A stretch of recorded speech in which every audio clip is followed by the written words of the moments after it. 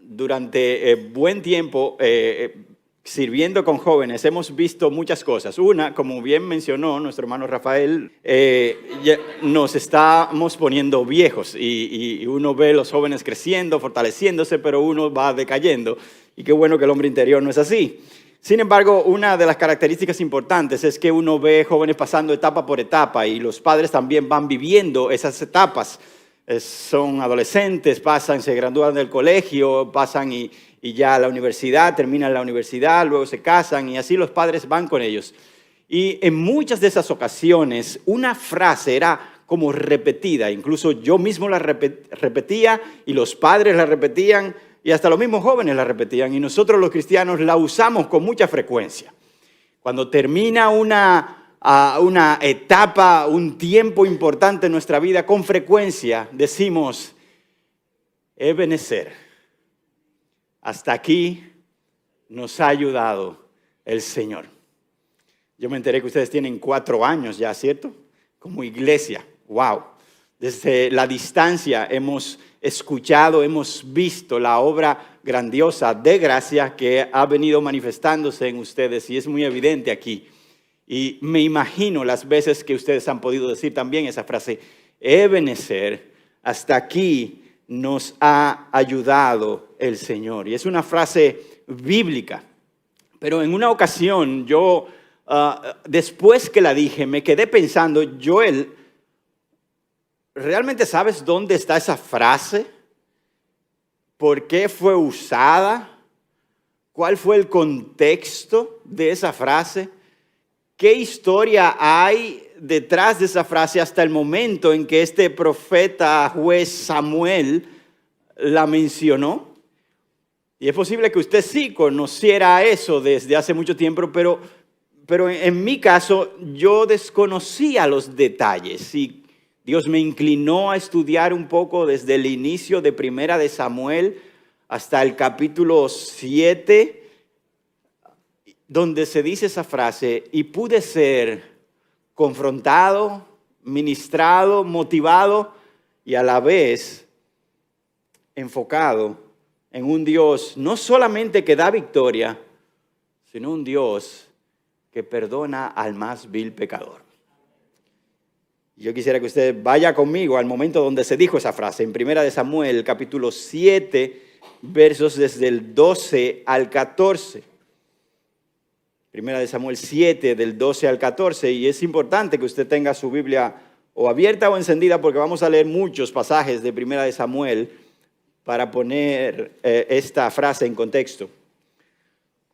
Leemos estos versos en el capítulo 7, verso 12. Entonces Samuel tomó una piedra y la colocó entre Mizpa y Sen y la llamó Ebenezer y dijo, hasta aquí nos ha ayudado el Señor. Los filisteos fueron sometidos y no volvieron más dentro de los límites de Israel. Y la mano del Señor estuvo contra los filisteos todos los días de Samuel. Las ciudades que los filisteos habían tomado de Israel fueron restituidas a Israel, desde Ecrón hasta Gat. E Israel libró su territorio de mano de los filisteos y hubo paz entre Israel y los amorreos. Ebenezer, piedra o roca de ayuda.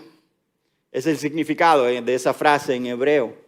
Y es muy evidente, por lo menos en estos versos que leímos, la motivación de Samuel al decirla. Dios les había sido de ayuda al vencer a los filisteos de una manera tan contundente que la paz reinó por mucho tiempo en Israel e incluso ciudades fueron restituidas a Israel. Por tanto, cuando Samuel está diciendo esa frase, esta roca, incluso pone allí una roca, roca de ayuda, hasta aquí nos ha ayudado el Señor. Él tiene en su mente el contexto de una victoria impresionante. Ahora, si leemos un poco la historia que va detrás, nosotros conocemos que hay otro lugar llamado Ebenezer también. a 200 millas de ese momento, de esa roca que estaba allí donde Samuel dice Ebenezer. Y si nos devolvemos al lugar y al momento en la historia de ese lugar, lamentablemente ese otro Ebenezer no era un lugar de victoria, fue un lugar de completa derrota. Un lugar de tristeza, de dolor y yo diría de oscuridad para Israel. Y uno se pregunta ahora, ¿cuál es ahora la motivación detrás del profeta juez Samuel? Estamos en los tiempos aquí de los jueces y los filisteos eran unos enemigos frecuentes de Israel. ¿Qué le lleva a Samuel decir esa expresión conociendo el otro lugar que se llamaba así también? Y nosotros vamos a ver allí que Dios se convierte no solamente en la defensa de Israel, sino en esa roca de ayuda que les llevó del pecado a la victoria. Yo voy a dividir este tiempo entre nosotros en 3 partes sencillas. 1, Ebenezer, el lugar de la derrota. Veremos allí la derrota un poco. 2, Ebenezer, el lugar del quebrantamiento. Después de la derrota, Dios trabaja con este pueblo y los quebranta. Y Ebenezer, el lugar de la victoria. Inmediatamente vamos a pasar a esa primera parte, Ebenezer, el lugar de la derrota. Pero para esto tenemos que entender un poco qué ocurrió a los inicios de Primera de Samuel. Nace el profeta Samuel de una mujer piadosa llamada Ana. Ella clamaba por un hijo, desesperada por un hijo. Dios le concede esa petición y le entrega a este hijo, después que lo recibe, a Dios en el templo, a un sacerdote llamado Elí. Increíblemente, ahí vemos el corazón de esta mujer, ¿verdad? Después de orar tanto tiempo por un hijo, ella entrega a ese hijo al servicio del Señor en el templo. Esto no quiere decir que no tenía contacto con él y con frecuencia se veían, pero allí vemos el surgimiento ahora de un profeta, un niño que está allí en el templo y fue cuidado por nada más y nada menos que un gran sacerdote llamado Elí. Gran sacerdote, lo digo por el tiempo que estuvo sirviendo y porque nunca se restringió a la obra de Dios. Sin embargo, aquellos que hemos leído mucho acerca de la palabra de Dios, sabemos que Elí tenía sus debilidades. Y esas debilidades eran serias. Él envejeció, este sacerdote, y un par de sus hijos comenzaron a ayudarle en la labor de sacerdote. Pero estos hijos no eran para nada santos ni piadosos. Y allí vamos a ir viendo por qué vino la derrota. Vaya conmigo, por favor, a 1 Samuel capítulo 2, versos del 12 al 17.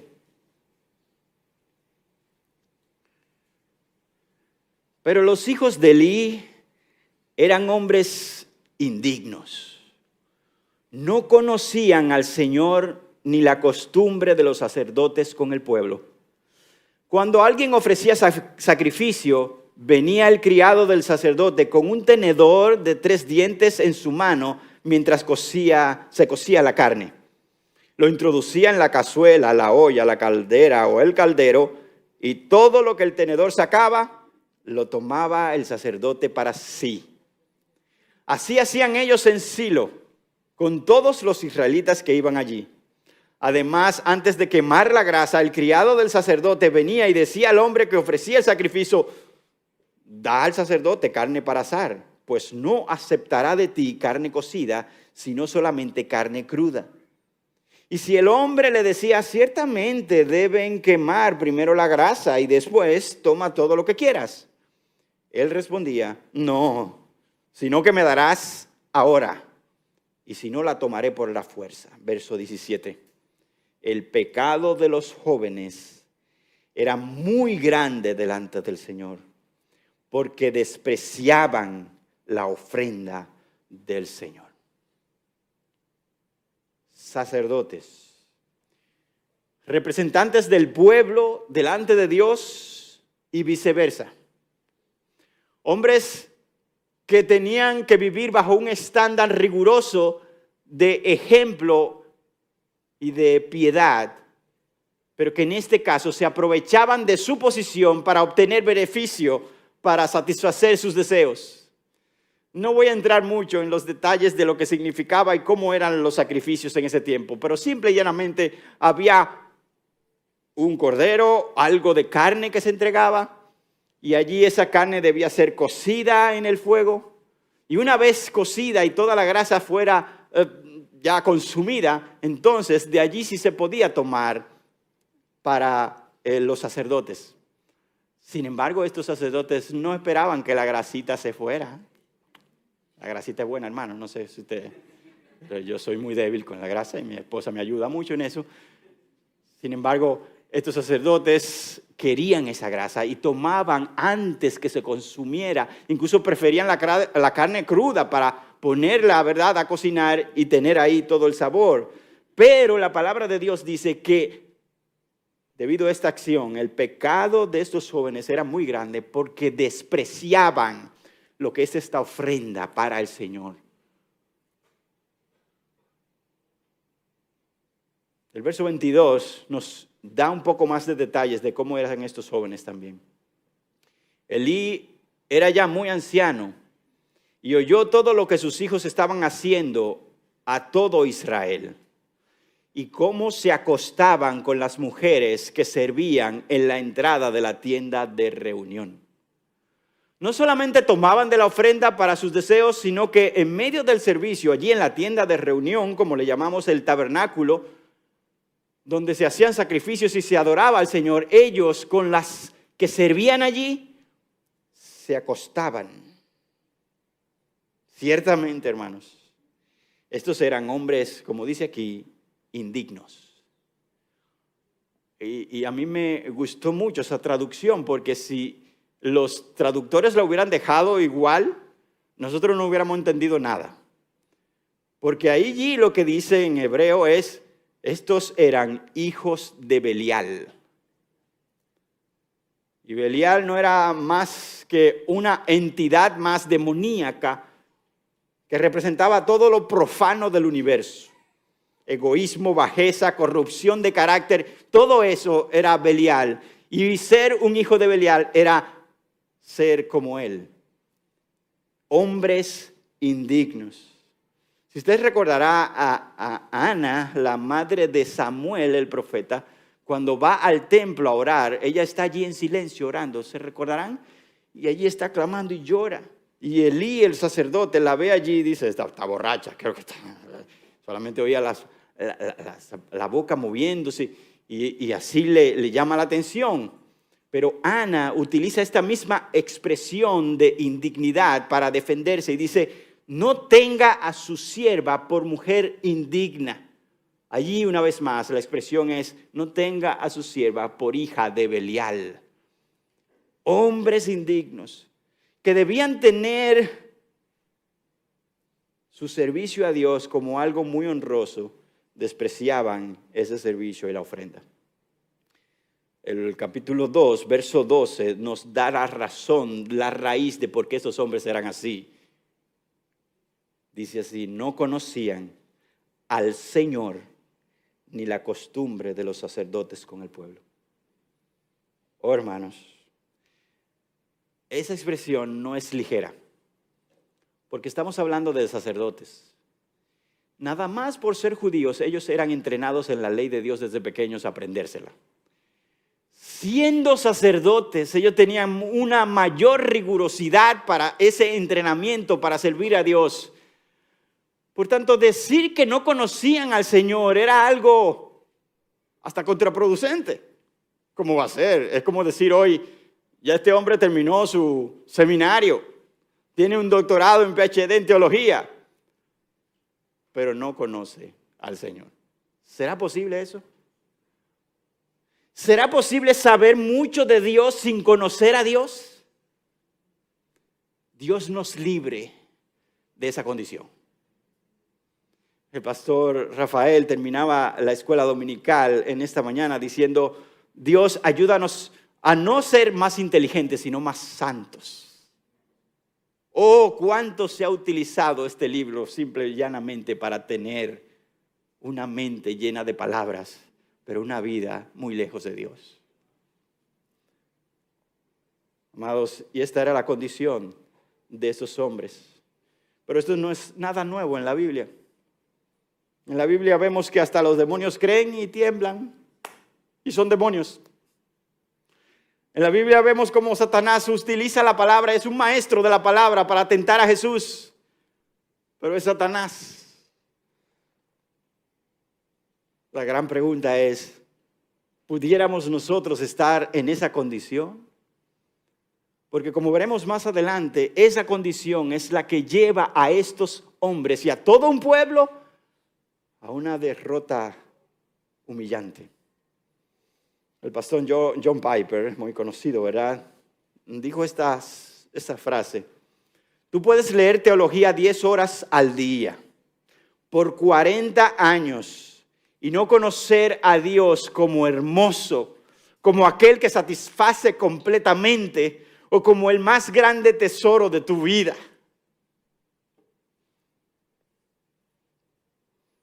¿Es posible eso? Claro que es posible.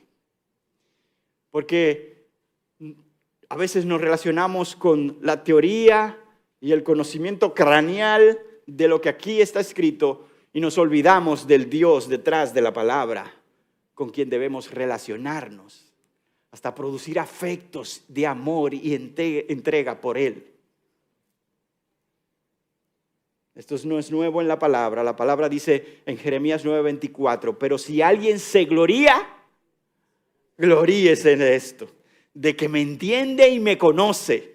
¿Y cómo eres, Señor? Bueno, el verso sigue. Pues yo soy el Señor que hago misericordia, derecho y justicia en la tierra, porque en estas cosas me complazco. Si te glorías, si te alegras por algo, debiera ser porque entiendes y conoces a tu Dios. Estos hombres no le conocían porque Dios se describe aquí como ese que hace misericordia, derecho y justicia. Y estos sacerdotes no hacían nada de eso. Así que el conocimiento de Dios me lleva a ser como Dios. El desconocimiento de mi Dios me lleva a ser alguien completamente diferente a Él. Considerando entonces este proceder, hermanos, y revisando nuestras vidas como cristianos, podemos ver sacerdotes que no conozcan a Dios. ¿Pueden haber cristianos con título que no conozcan a Dios? Yes, sir. Completamente. ¿Pudiéramos estar pastores en ese grupo? Yes, sir. Sí, señor, completamente. ¿Pudiéramos estar servidores o lo que sea, maestros de escuela dominical? Sí, señor. Y una de las grandes características de ese desconocimiento es lo que aquí ocurre. Y es que la falta del conocimiento de Dios, un conocimiento que sea bíblico, transformador y personal, es la raíz de nuestras más grandes incongruencias. Esa falta de conocimiento no solamente es la raíz de nuestras más grandes incongruencias, sino también es la raíz de nuestros actos más vergonzosos. Allí, cuando nadie nos ve, o cuando todos nos ven, Dios nos libre y podamos orar delante de Dios y decirle: Señor, yo quiero conocerte, pero no conocerte teóricamente. Yo quiero conocerte de forma tal que mientras más te conozco, más yo cambio. Mientras más te conozco, más te amo, más te obedezco, más mi vida se parece a la de Cristo. Que así sea. Ahora, esta es la condición de estos hijos de Israel, ¿verdad? De hijos de Elí, perdón. Y un principio muy grande de liderazgo es que si usted ve los líderes y cómo están, espere a cómo está el pueblo, porque viene por ahí casi igual.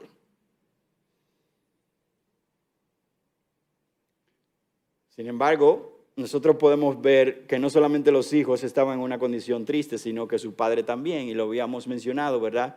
Elí era un hombre bueno, morachón, como decimos, pero no hizo nada para detener la forma en que sus hijos estaban actuando.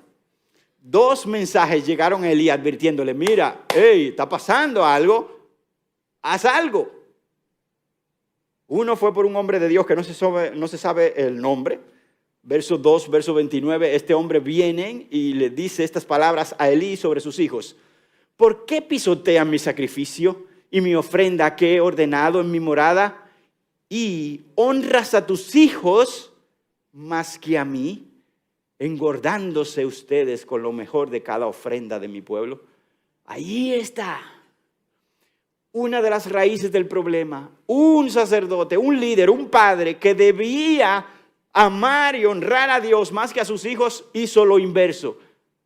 Y hermano, hay una gran tentación de caer en ello. Ay, son tan lindos. Son tan indefensos. Y la mía tan silla de ruedas está. Por una caída leve que tuvo. Pero uno le añoña, le consiente, le quiere proveer, le quiere proteger. Pero el error está en que cuando salga el pecado de esos angelitos, nosotros sigamos como si nada hubiera pasado. Y Elí no hizo nada. El verso 34 sigue diciendo, y para ti, esta será la señal que vendrá en cuanto a tus 2 hijos, Ofni y Finés. En el mismo día morirán los 2. Te lo advertimos, Elí, esta será la consecuencia. El segundo mensaje que vino a Elí por esta condición fue en una visión que llegó a Samuel en el capítulo 3, verso 13. A Elí, Samuel, yo le he hecho saber que estoy a punto de juzgar su casa para siempre a causa de la iniquidad de la cual él sabía, pues sus hijos trajeron sobre sí una maldición y él no los reprendió. Oh, amados, si hay un papel central en la vida de un padre y de una madre, es ser estorbo al pecado de sus hijos. Es verdad que somos instrumentos de gracia y representamos a este Dios de amor, pero representamos a un Dios santo también. Y tú debes de ponerte de pie, ponerte de frente a tus hijos cuando el pecado surja. Es posible que ellos crezcan y después hagan lo que quieran, pero que nunca digan, mami nunca me lo dijo, o papi nunca me dijo nada. No. Elí dijo al Señor, el Señor que haga lo que bien le parezca. Elí conocía a un Dios que juzgaba. Ahora, nosotros vemos que esta es la condición de Elí, esta es la condición de sus hijos, y por último vamos a ver la condición triste del pueblo en general. Ahí viene la derrota ya. Primera derrota, capítulo 4, versos 1 y 2.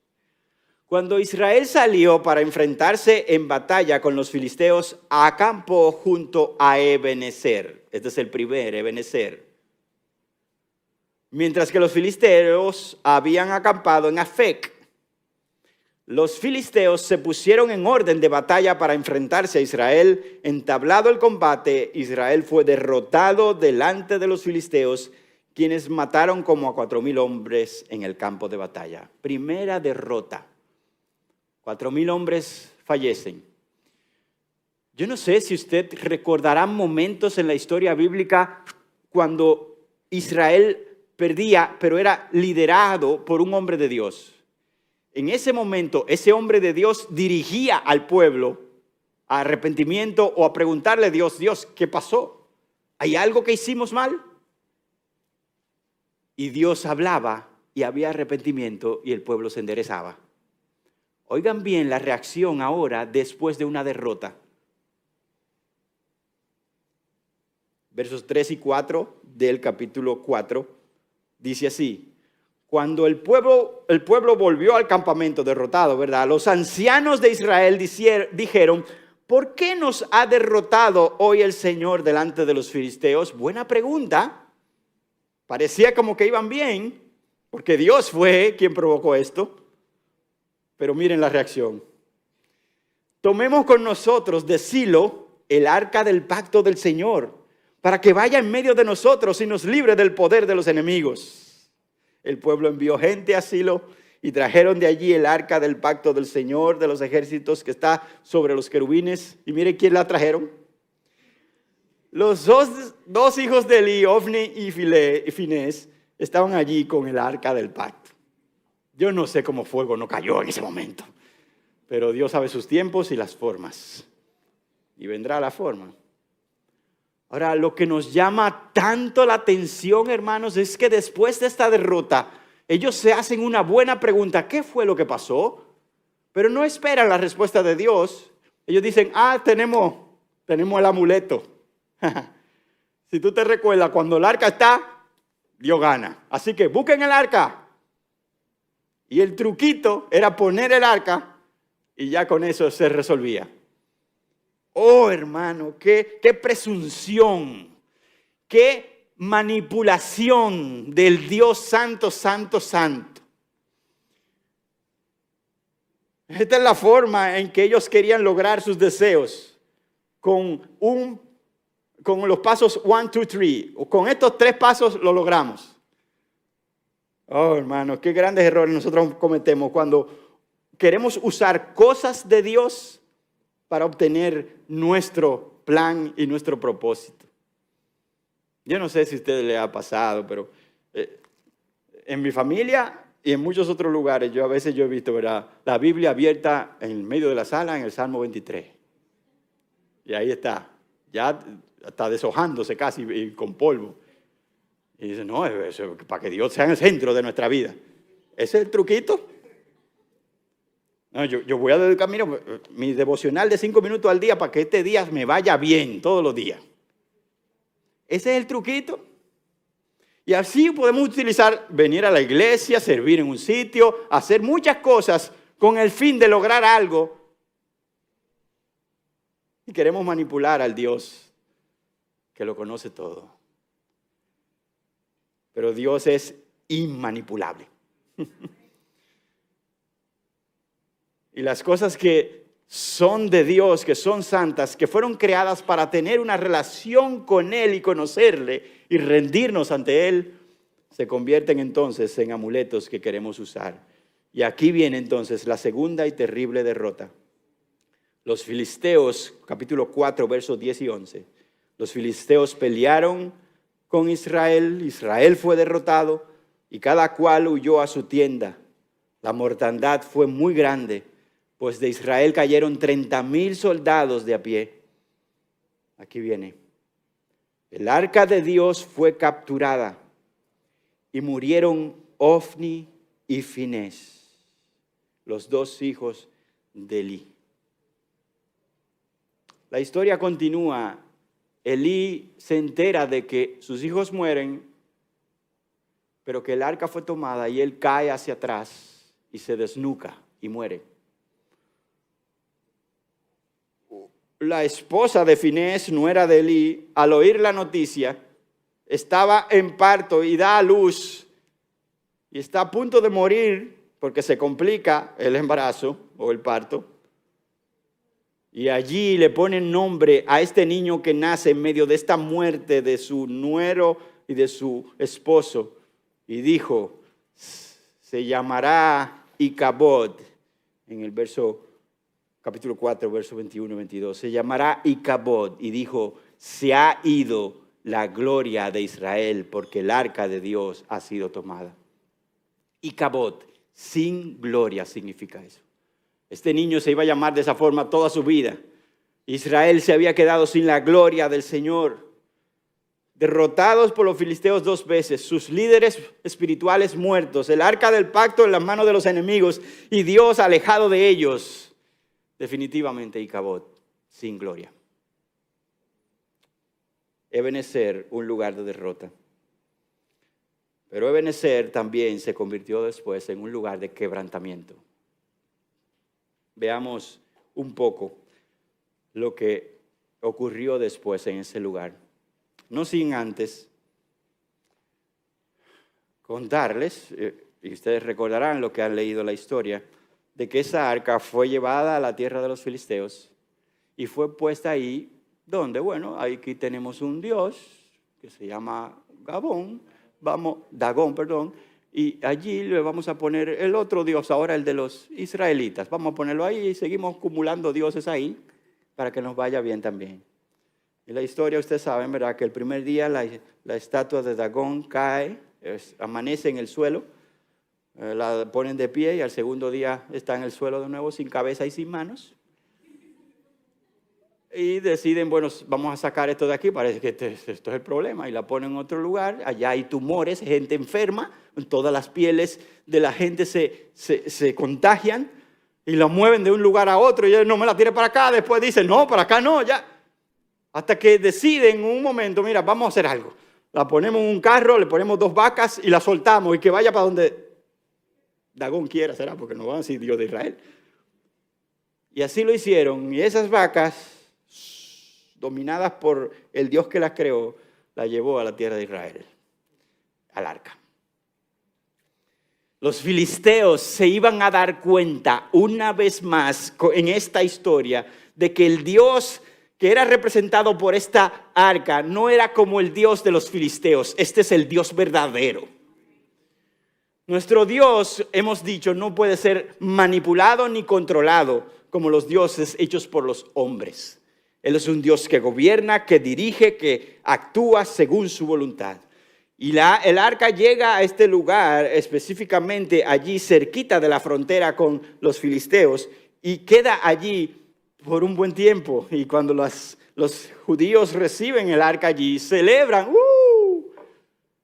pero se olvidan de algo, y es que el arca era un instrumento que representaba a Dios.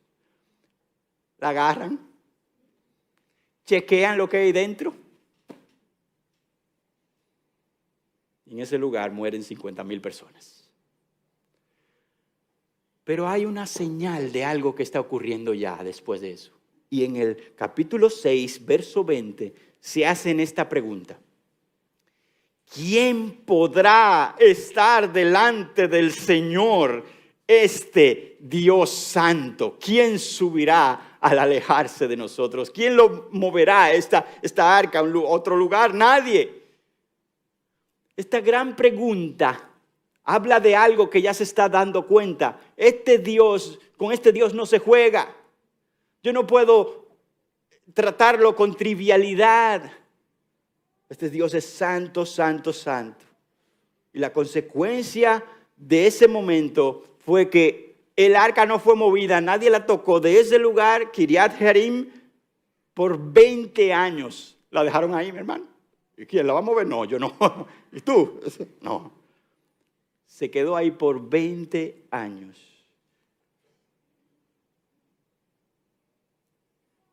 Y algo hermoso, aunque triste, comenzó a pasar.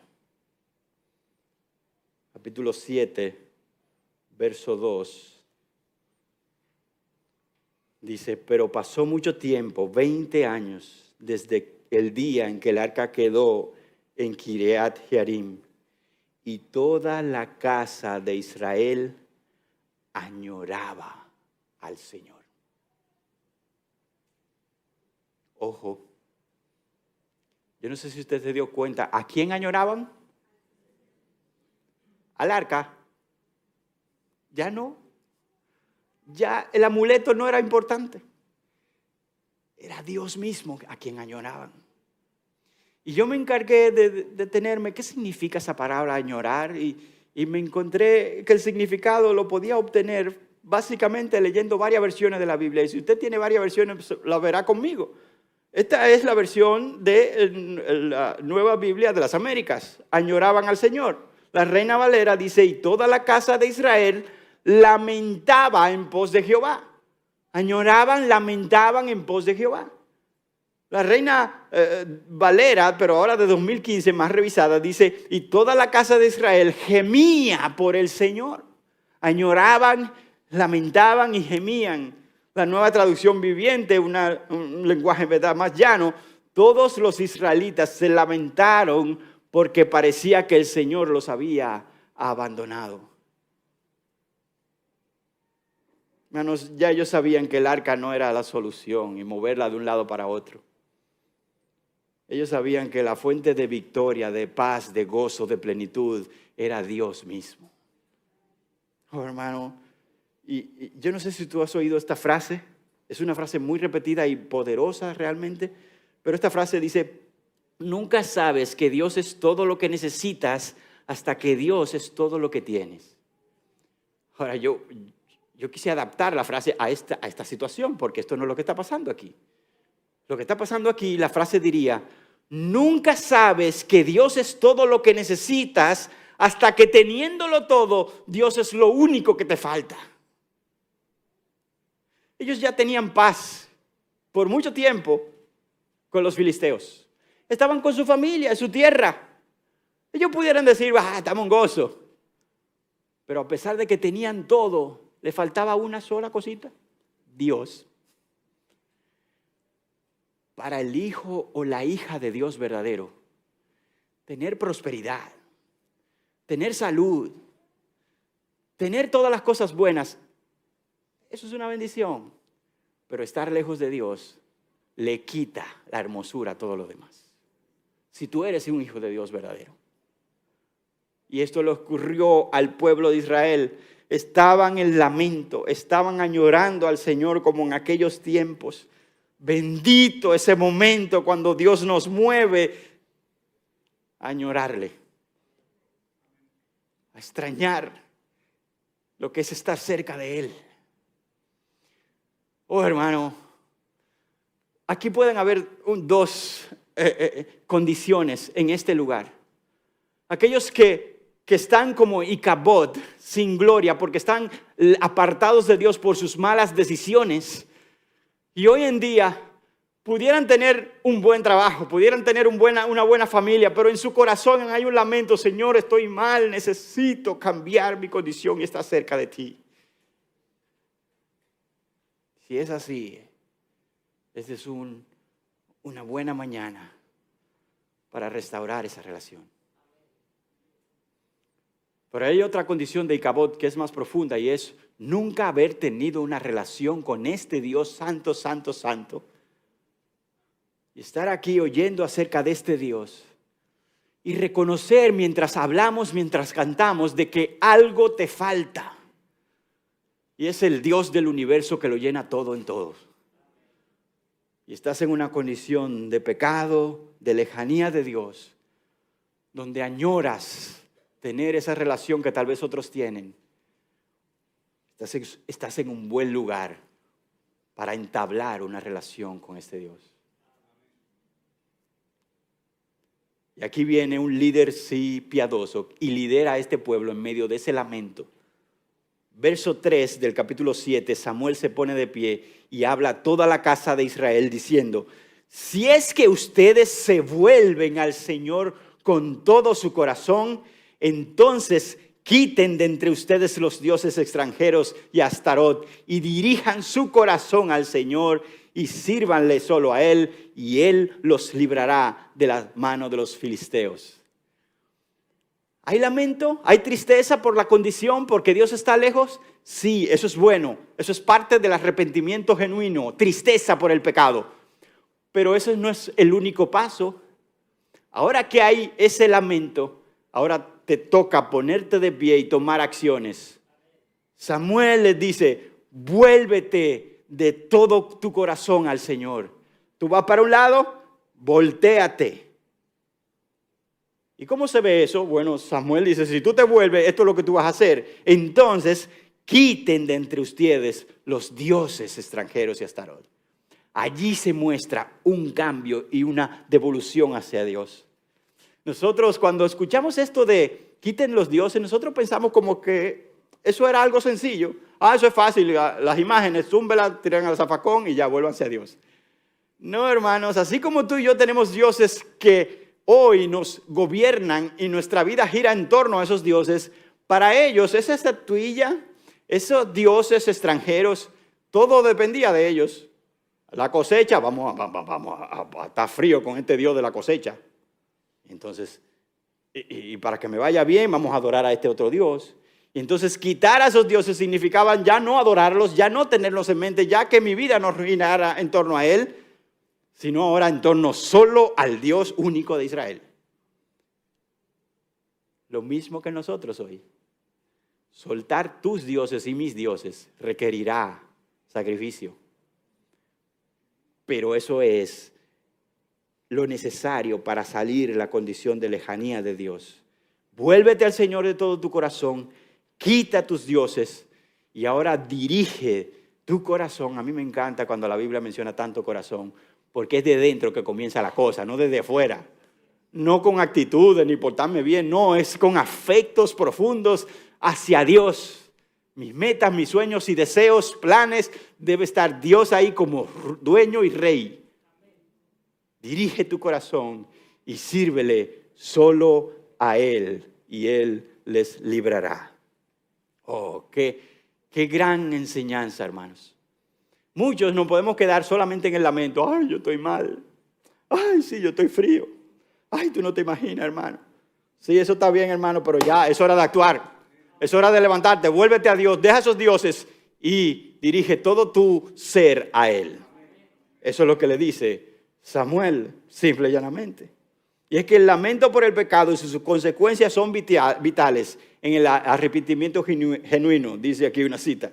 Pero la intención de Dios nunca será que nos quedemos allí, hermanos. No, su llamado es a uno que se arrepiente de todo su corazón y busca a Dios. Y esto ocurre, los israelitas se arrepienten, sirven solo a Dios, le dan ofrenda. En este capítulo 7 se menciona todo eso, no voy a entrar. Samuel ora por ellos, están en arrepentimiento y gloria a Dios por los tiempos de quebrantamiento que nos llevan de vuelta al Señor. Porque Samuel entonces allí en medio de ese lugar les convoca a adorar a Dios.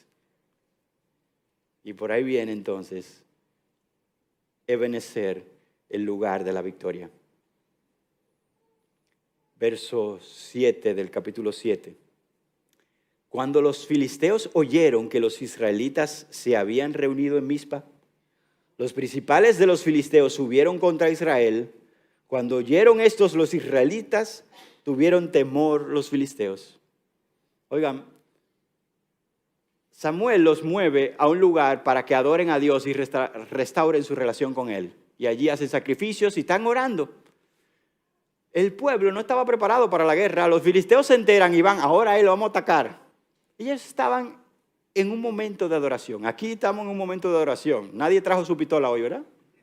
No, porque estamos aquí en la casa de Dios. Es posible que algún seguridad por allá afuera, algún delegado puede ser que lo tenga, pero no es ese el motivo. Si viene un ejército aquí, estamos presos. Dios nos librará. Esa era la condición del pueblo de Israel. Ellos fueron a adorar a Dios. Y los filisteos fueron a aprovechar ese momento de estar indefensos. Y el pueblo tuvo temor. Pero oigan bien, amados, y me encanta cuando Dios muestra esta discrepancia en lo que hizo el pueblo antes y lo que hace el pueblo ahora. Dice así, capítulo 7, verso 8 al 11. Entonces los israelitas dijeron a Samuel, no dejes de clamar al Señor nuestro Dios por nosotros, para que Él nos libre de la mano de los filisteos. Qué extraño, no mandaron a buscar el arca ni nada de eso, no. Clama a Dios. Tomó Samuel un cordero de leche y lo ofreció como completo holocausto al Señor. Y clamó Samuel al Señor por Israel y el Señor le respondió. Mientras Samuel estaba ofreciendo el holocausto, los filisteos se acercaron para pelear con Israel. Pero ahí viene la victoria. Pero el Señor tronó con gran estruendo aquel día contra todos los filisteos y los confundió. Y fueron derrotados delante de Israel. Bendito sea el Señor. El cambio es evidente. Pero yo quiero detenerme en un detallito. Es un detallito que me ha pasado a mí, yo no sé si te ha ocurrido a ti. ellos se arrepienten, se lamentan, comienzan a buscar al Señor. Y justo en ese momento, cuando ya voy camino a obedecer a Dios por fin, es que viene la prueba. ¡Ay! Ahora que yo decido buscar a Cristo de verdad, comienzan los problemas en la casa, comienzan los problemas en el trabajo, comienzan las tentaciones a aumentar y vienen los filisteos y me rodean. ¿Por qué será eso, hermanos? Para ver si tú vas a utilizar más truquitos de nuevamente o vas a buscar a Dios de verdad. Para que esa fe que ahora está surgiendo sea probada y sea genuina. Esto es en serio. Esto no es emocional, no es de un momentico que yo, sí, ahora es y ya al otro día no. No, esto es una convicción de no echar para atrás, como decíamos, cantábamos, ¿verdad? Yo sigo a Cristo, no vuelvo atrás, no vuelvo atrás. Y esa fe es probada allí, ¿verdad? Para validar si realmente dependemos de Dios, para comprobar de que esta vida cristiana es una lucha realmente y no es paz todo el tiempo, para saber que aunque estemos en tribulación, nuestra esperanza y gozo no está en este mundo. Cristo lo dijo, ¿verdad? Tendréis tribulación, pero confíen, yo he vencido al mundo. Si estás buscando a Dios con intención ahora y las pruebas están aumentando, brother, bienvenido al club. Eso es lo natural. Pero tu fe será probada y tu Dios se manifestará, siéndote fiel, cuidándote, preservándote y sosteniéndote como este caso. En la Biblia no hay nada puesto porque sí. Y el relato, el pasaje menciona que Samuel ofreció un cordero como completo holocausto, un cordero de leche. Clamó y el Señor les respondió. Todo el Antiguo Testamento, amados, apunta directamente al Nuevo Testamento. Este corderito de leche que se ofreció como cordero, como completo holocausto, apunta a un cordero glorioso. El cordero de Dios que quita el pecado del mundo. Y que no solo rescata a los suyos de sus problemas, de sus guerras, sino de la peor condición posible, condenación eterna. Cristo, ese es el cordero. Para tener una buena relación con Dios en el Antiguo Testamento era necesario santidad, igual que hoy. Pero era necesario que alguien muriera en mi lugar. Dios en su gracia propuso e implementó el programa de sacrificios para que eso se diera. Y los sacrificios cubrían momentáneamente el pecado del pueblo. Pero eso apuntaba, eso era un tipo, ¿verdad? De lo que había de venir en Cristo, un cordero que iba a quitar el pecado por siempre y para siempre, para todo aquel que crea en Él. Si tu condición es de Icabod, de estar sin gloria, lejos de Dios, la única forma de entablar una nueva relación con Dios es a través del cordero, es a través de Cristo, es a través de que te devuelvas, sí, pero no en tus fuerzas, sino creyendo y depositando tu fe en el cordero de Dios. Y serás libre. Ebenezer, un lugar de victoria ciertamente. Y aquí es ya donde nuevamente volvemos al pasaje que comenzamos. Capítulo 7, verso 12. Entonces Samuel tomó una piedra y la colocó entre Mizpa y Sen y la llamó Ebenezer. Y dijo, hasta aquí nos ha ayudado el Señor. Ahora tú entiendes el contexto de esa frase. No es una frase simplemente de que, qué bueno, Dios, me fue bien en este año, Ebenezer, hasta aquí. No, es una frase que incluye tus pecados y mis pecados. Nuestra rebeldía ante un Dios santo. Nuestras formas de manipular sus cosas para nuestros deseos. Es una frase que incluye el que Dios provoque tristeza en nuestro corazón para volvernos a traernos a Él y quebrantarnos.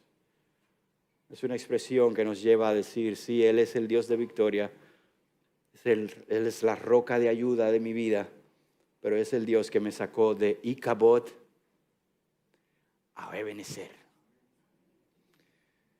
Termino diciendo lo siguiente. La historia obviamente no termina aquí. Incluso la expresión nos ha ayudado el Señor hasta aquí implica de que Dios seguirá ayudando en el futuro. Y yo quiero recordarte que nosotros tenemos pendiente un último Ebenezer.